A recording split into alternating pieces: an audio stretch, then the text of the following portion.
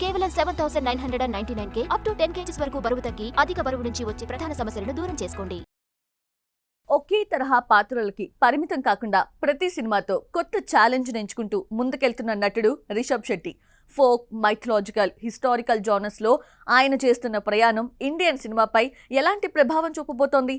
వరుస భారీ ప్రాజెక్టులతో రిషబ్ నిజంగానే నెక్స్ట్ పాన్ ఇండియా స్టార్ గా మారబోతున్నాడా? కాంతార సినిమాతో నటుడిగా, దర్శకుడిగా జాతీయ స్థాయిలో గుర్తింపు తెచ్చుకున్న రిషబ్ శెట్టి ఇప్పుడు తన కెరీర్ లో అతిపెద్ద ప్రాజెక్టులను లైన్ లో పెట్టాడు. కాంతార చాప్టర్ 1 తో మరోసారి భారతీయ జానపద సంస్కృతిని ప్రపంచానికి పరిచయం చేశాడు. హోంబలే ఫిలిమ్స్ నిర్మించిన ఈ చిత్రం పాన్ ఇండియా స్థాయిలో భారీ కలెక్షన్స్ తో సంచలన విజయాన్ని అందుకుంది. ప్రశాంత్ వర్మ సినిమాటిక్ యూనివర్స్ లో భాగంగా తెరకెక్కుతున్న జై హనుమాన్ లో రిషబ్ శెట్టి ఫస్ట్ టైం తెలుగులో ఆంజనేయ స్వామి పాత్రలో కనిపించనున్నాడు.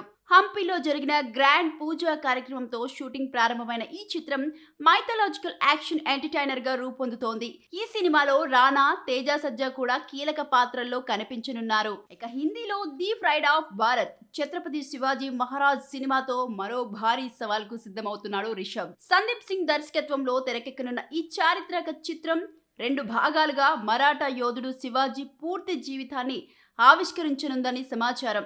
దాదాపు 500 కోట్ల రూపాయల బడ్జెట్ తో రూపొందనున్న ఈ ప్రాజెక్ట్ తొలి భాగం 2028లో, రెండో భాగం 2029లో విడుదలయ్యే అవకాశాలు కనిపిస్తున్నాయి. కాంతారతో ఫోక్ లెజెండ్, జై హనుమాన్ తో దేవుని పాత్ర, శివాజీ మహారాజ్ తో చారిత్రక యోధుడు, ఇలా పూర్తిగా భిన్నమైన పాత్రలను ఎంచుకుంటూ రిషబ్ శెట్టి తన రేంజ్ ను మరింత విస్తరిస్తున్నాడు.